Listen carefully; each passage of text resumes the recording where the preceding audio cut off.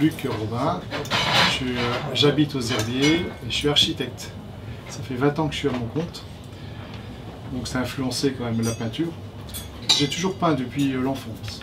Je me suis toujours passionné de peinture et d'histoire de l'art.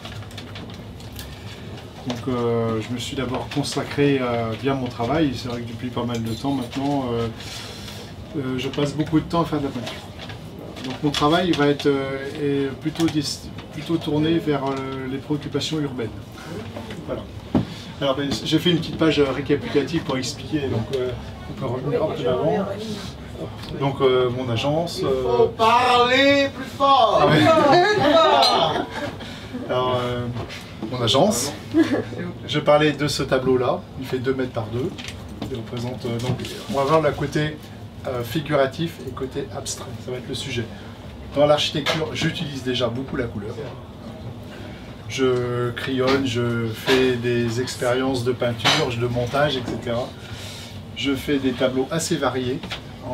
Je vais de l'abstraction au figuratif, de l'un et l'autre, sans aucune limite.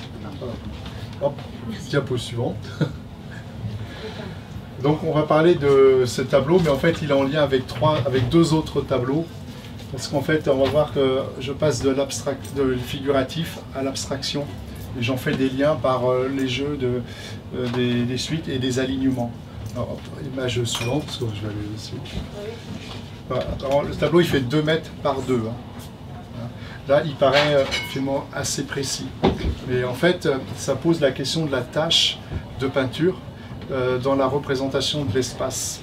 C'est très de la tâche parce que je fais des tâches de peinture que j'empile et que je décale légèrement. Et ça donne finalement une sorte de chromatique un petit peu... en fait, on a l'impression de voir une image. Alors qu'en fait, c'est vraiment que des tâches. Si la photo suivante...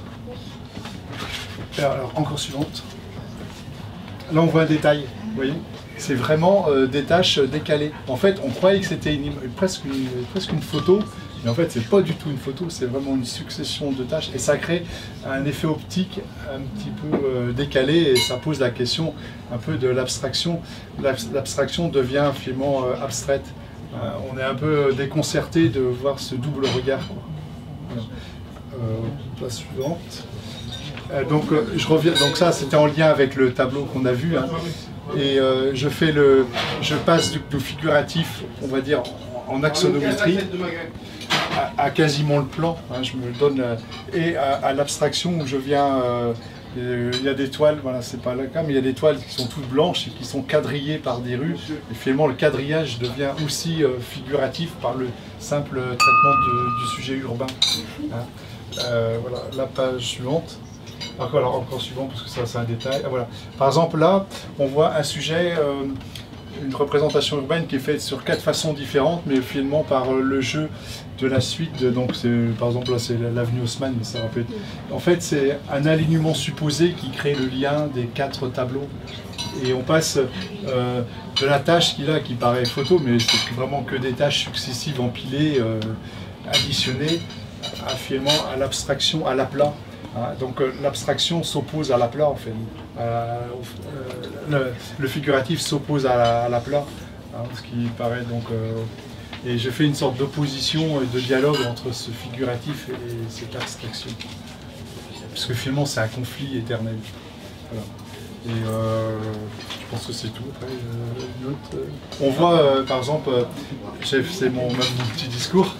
Et j'ai mis à la fin des tableaux qui sont, vous voyez, je passe de la ville abstraite finalement à la ville presque figurative, mais c'est qu'une succession de tâches, hein, c'est pas du dessin rempli, c'est vraiment, la peinture est tirée et ça fait ça.